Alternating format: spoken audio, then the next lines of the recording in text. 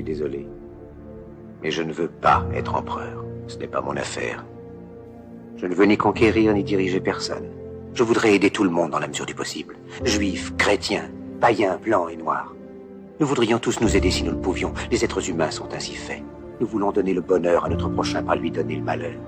Nous ne voulons pas haïr ni humilier personne. Dans ce monde, chacun de nous a sa place et notre terre est bien assez riche. Elle peut nourrir tous les êtres humains. Nous pouvons tous avoir une vie belle et libre. Mais nous l'avons oublié. L'envie a empoisonné l'esprit des hommes, a barricadé le monde avec la haine, nous a fait sombrer dans la misère et les effusions de sang.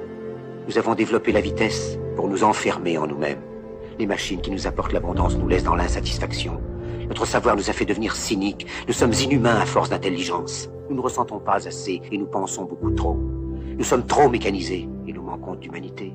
Nous sommes trop cultivés et nous manquons de tendresse et de gentillesse. Sans ces qualités humaines, la vie n'est plus que violence et tout est perdu. Les avions, la radio nous ont rapprochés les uns des autres. Ces inventions ne trouveront leur vrai sens que dans la bonté de l'être humain, que dans la fraternité, l'amitié et l'unité de tous les hommes.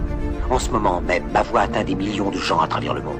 Des millions d'hommes, de femmes et d'enfants désespérés, victimes d'un système qui torture les faibles et emprisonne les innocents. Je dis à tous ceux qui m'entendent, ne désespérez pas. Le malheur qui est sur nous n'est que le produit éphémère de l'avidité, de l'amertume de ceux qui ont peur des progrès qu'accomplit l'humanité. Mais la haine finira par disparaître et les dictateurs mourront. Et le pouvoir qu'ils avaient pris au peuple va retourner au peuple. Et tant que les hommes mourront, la liberté ne pourra pas périr. Soldats, ne vous donnez pas à ces brutes, à une minorité qui vous méprise et qui fait de vous des esclaves, en régiment toute votre vie, et qui vous dit ce qu'il faut faire et ce qu'il faut penser, qui vous dirige, vous manœuvre, se sert de vous comme chair à canon, et qui vous traite comme du bétail. Ne donnez pas votre vie à ces êtres inhumains, ces hommes-machines, avec une machine à la place de la tête et une machine dans le cœur. Vous n'êtes pas des machines, vous n'êtes pas des esclaves, vous êtes des hommes. Des hommes avec tout l'amour du monde dans le cœur. Vous n'avez pas de haine, sinon pour ce qui est inhumain, ce qui n'est pas fait d'amour.